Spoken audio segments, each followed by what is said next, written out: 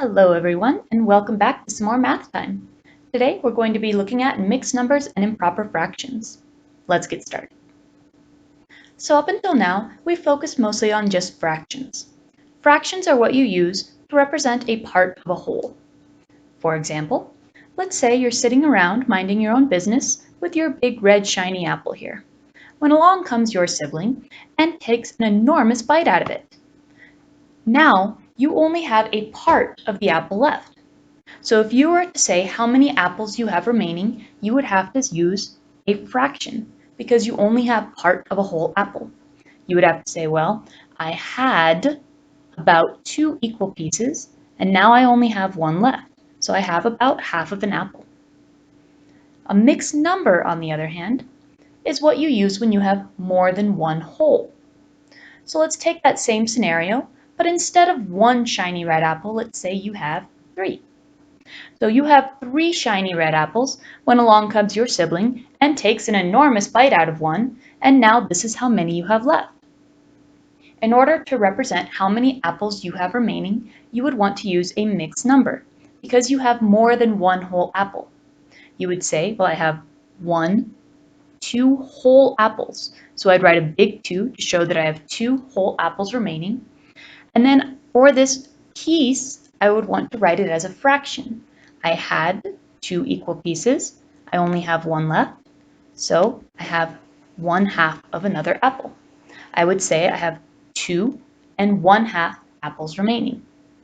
So to summarize, a mixed number is made up of a whole number and a fraction. In order to write a mixed number, you'll look at your whole number first. So I'd say, well, we had 2 apples. And then you would look at your fraction. We had 1/2 of a third apple. Make sense? Let's try it out.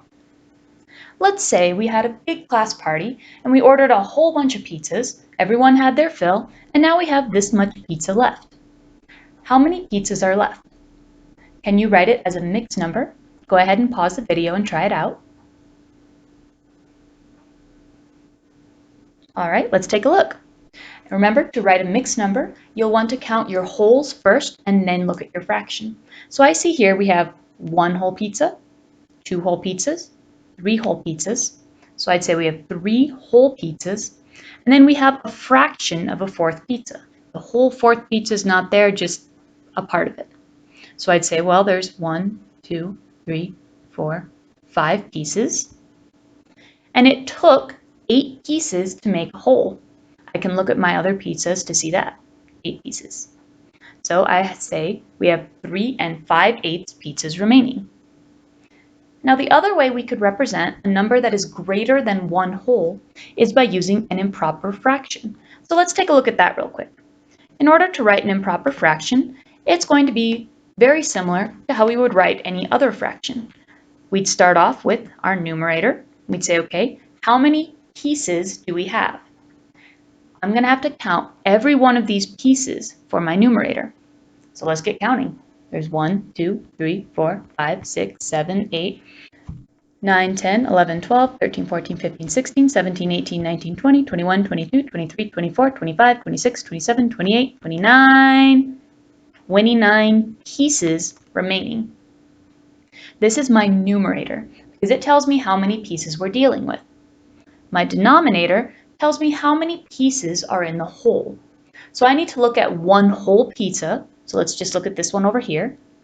And I need to see how many pieces does it take to make 1 whole pizza. Again, I have 1, 2, 3, 4, 5, 6, 7, 8 pieces to make a whole. So I would say I have 29/8 of pizza remaining.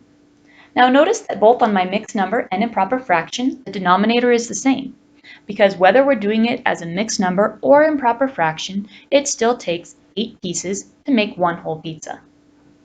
So to summarize for improper fractions have a larger numerator than their denominator. To find an improper fraction, you'll count up the number of pieces or the number of pieces shaded. That'll be your numerator. Then you'll look at how many pieces make up a whole, and that'll be your denominator. Let's try one more example. I want you to pause the video and see if you can write this first as a mixed number. So as a mixed number, what fraction is shown on your screen? Think you got it? Let's check. I have 1, 2 whole shapes colored in, where the entire shape is colored. So I'd say my whole number is a 2. On my third shape, the whole shape is not colored, but a fraction of it is. So I'm going to write this one as a fraction. I have 3 pieces colored in, so that is my numerator. And I have 9 pieces altogether, so that is my denominator. 9 pieces make the whole. So as a mixed number, this picture shows 2 and 3/9, or if you're good with your simplest form, 2 and 1/3. Now, try to write it as an improper fraction. Go ahead and pause the video and give it a shot.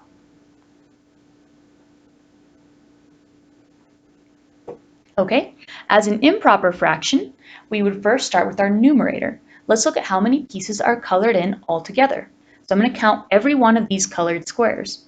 1, 2, 3, 4, 5, 6, 7, 8, 9, 10, 11, 12, 13, 14, 15, 16, 17, 18, 19, 20, 21. So my numerator is 21 because I have 21 pieces colored in. For my denominator, I still want to look at how many pieces make up one whole shape. So let's look at just one whole shape, and we'll count how many pieces make up the whole thing.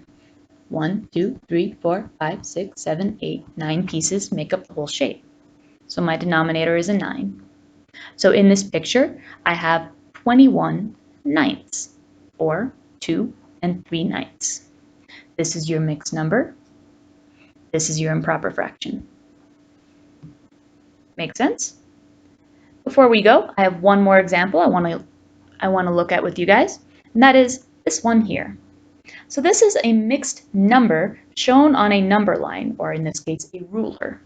So on a ruler, mixed numbers work the same way, where it's part whole and part fraction. On this picture, we would first start by looking at our whole number. How many whole inches does this pencil go past? This pencil passes the 1, so I would say it's 1 whole inch. And then for the fraction, I'd want to look at what fraction of this second inch is taken up. So I would look for my numerator. I'd say, okay, how many pieces does this pencil pass? Passes 1, 2, 3, 4, 5 pieces. How many pieces make up the whole inch? 1, 2, 3, 4, 5, 6, 7, 8. And so 8 is my denominator. So I would say this pencil is 1 5/8 inches. Now, unless you're watching this on a very, very small screen, this is obviously not to scale. Inches are quite a bit smaller than this, although I'm pretty sure I have seen pencils this small floating around my classroom. And that's it for today's video. Go ahead and try out mixed numbers and improper fractions on your own on today's assignment. Best of luck, everyone. Thanks for watching, and we'll see you next time.